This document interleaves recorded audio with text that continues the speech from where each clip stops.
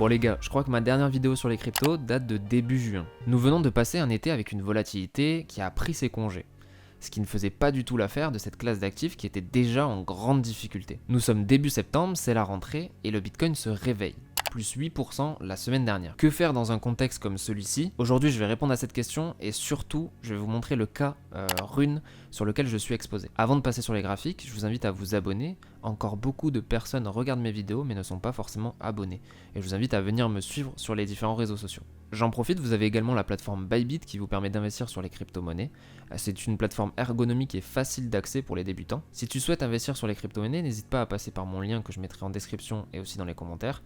Ça te permettra d'avoir des réductions sur les frais, mais aussi ça te permettra de me supporter dans mon projet et de m'accompagner. Maintenant, passons au plus important, les graphiques. Quoi de mieux pour analyser l'écosystème des crypto-monnaies que de regarder le graphique de la Total 1, donc de la capitalisation boursière de toutes les crypto-monnaies.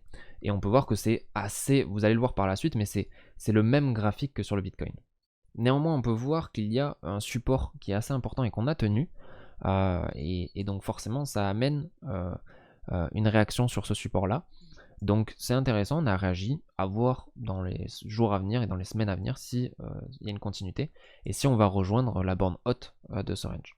Si on regarde Total 3 qui exclut BTC et ETH, on peut voir qu'il y a également une réaction sur support. Après, c'est pas non plus des réactions avec des bougies impulsives comme on a eu ici. Donc c'est toujours à suivre, on est toujours en dessous de cette MM50 qui nous bloque un peu, mais affaire à suivre.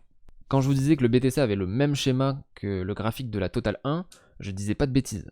Ici, on peut voir que c'est clairement le même graphique. Dans l'idée, on a eu du coup une volatilité qui était proche de 0 pendant cet été, avec de temps en temps des manipulations assez importantes, des bougies impulsives qui ont été au final retracées assez rapidement. On en a une vers le nord, mais aussi une vers le sud. On peut le considérer comme une manipulation avec une expansion, etc. Mais au final, l'expansion n'est pas assez grande, donc c'est juste au final des petites manipulations dans ce range-là pour venir chercher toutes les liquidités et aller à l'opposé.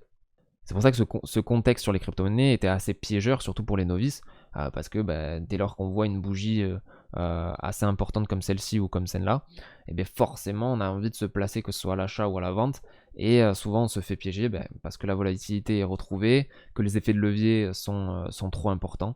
Donc voilà, il faut bien faire attention, il y a une zone à suivre dans les prochaines heures, voire les prochaines minutes, ici, avec la MM50 et la bande de Bollinger en journée qui est fermée. Donc potentiellement un retracement ici, ou une continuité, mais il faudra casser avec une bougie beaucoup plus impulsive que celle-là. Et là on va passer sur le cas Rune que je voulais vous montrer, dans lequel je suis exposé. J'en ai parlé Rune sur Twitter le 27 août, parce qu'il y avait un schéma que j'ai déjà montré sur une vidéo, le cas RNDR, je vous mets la vidéo juste ici. C'est le même schéma, il se ressemble à chaque fois. On a une grosse impulsion haussière, en tout cas une tendance haussière qui est déterminée en journée, on le voit. Ok, là on va passer sur le graphique. Donc ici on a la tendance haussière qui est clairement déterminée, on le voit, hein, mais c'est difficile de se placer, donc ça je comprends. Et donc forcément on va essayer de trouver un moyen de rentrer sur cette tendance haussière. Et le moyen qui est le plus fiable, c'est d'attendre un retracement sur cette MM20 que vous pouvez voir ici en orange. Je vous ai fait un e-book récapitulatif un peu de cette stratégie. Elle est simple, hein, elle est simple, mais il y a différents points quand même importants à retenir. Je vous ai fait un petit e-book récapitulatif que je mettrai directement dans ma newsletter ce dimanche, donc n'hésitez pas à la rejoindre, elle est en description. Et puis voilà, si vous avez des questions, vous venez sur les réseaux sociaux directement. Dès qu'on arrive sur cette MM20, on va se positionner à l'achat et on va avoir différents TP. Le premier TP, il peut se trouver à 10%, par exemple sur cette bougie daily, parce que forcément on sécurise, on paye notre stop loss, ça nous permet aussi d'alléger notre position.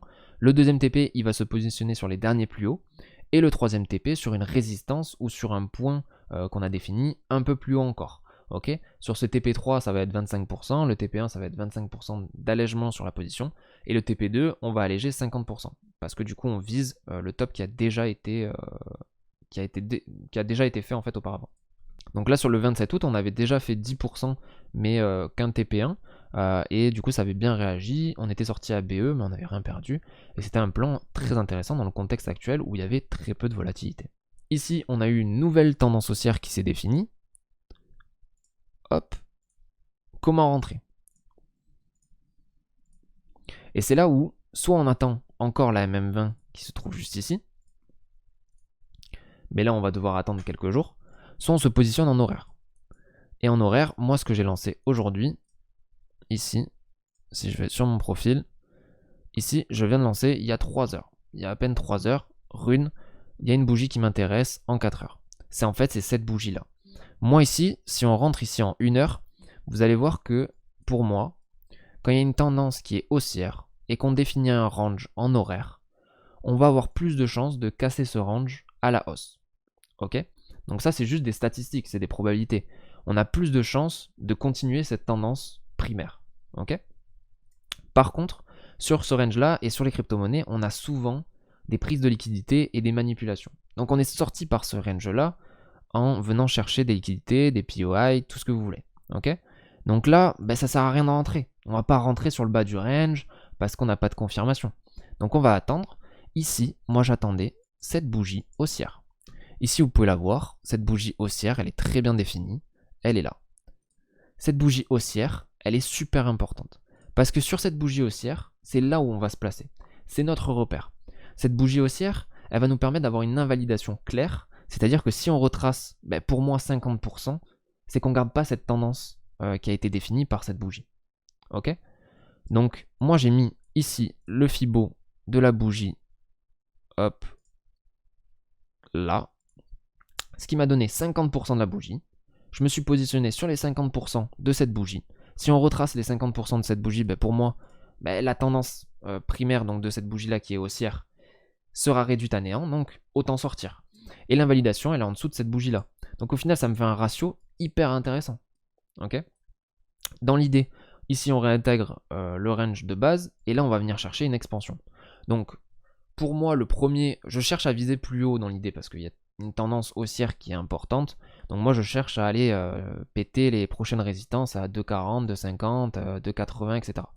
Mais il y a quand même une résistance au-dessus de notre nez, dans le sens à 2 ou à 2,15, on a une résistance importante. Donc là, je ne vais pas non plus me mettre en danger. Je vais prendre des petits bénéfices avec un TP1 ici sur les 2,05, je pense. J'ai pas encore défini mes zones. Mais dans les 2,05, je vais prendre un petit TP et me mettre à BE. Comme ça, j'aurai des bénéfices, je me payerai un peu, et puis je serai tranquille parce que dans l'idée, même si ça repart sur mon prix d'entrée, tant pis. Voilà. Même à la limite, je pourrais mettre mon stop loss ici, là, un stop loss win, à la réintégration de ce range. Je pourrais le faire.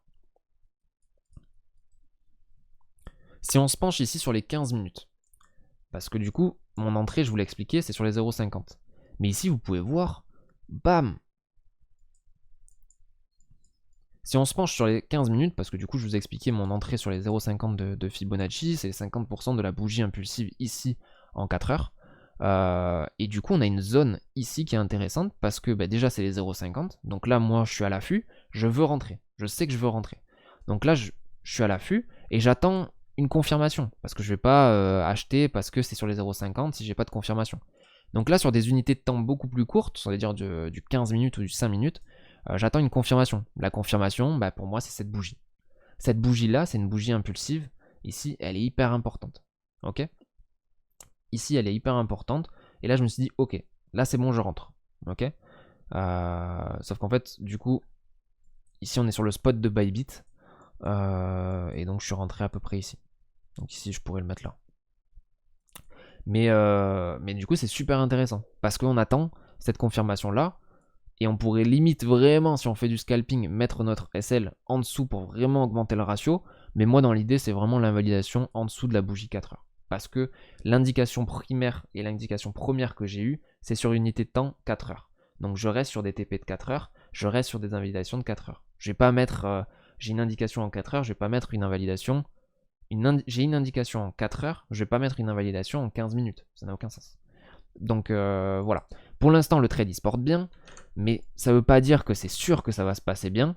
Dans l'idée, nous, on va sécuriser notre position très prochainement, dans pas longtemps.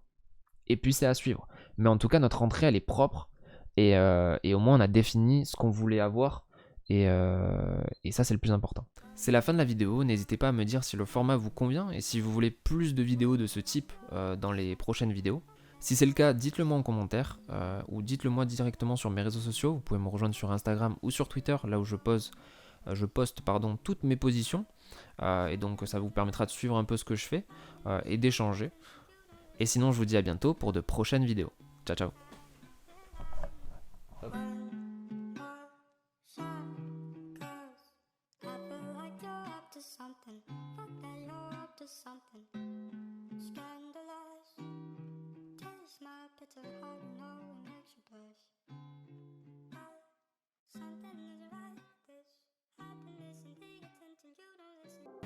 But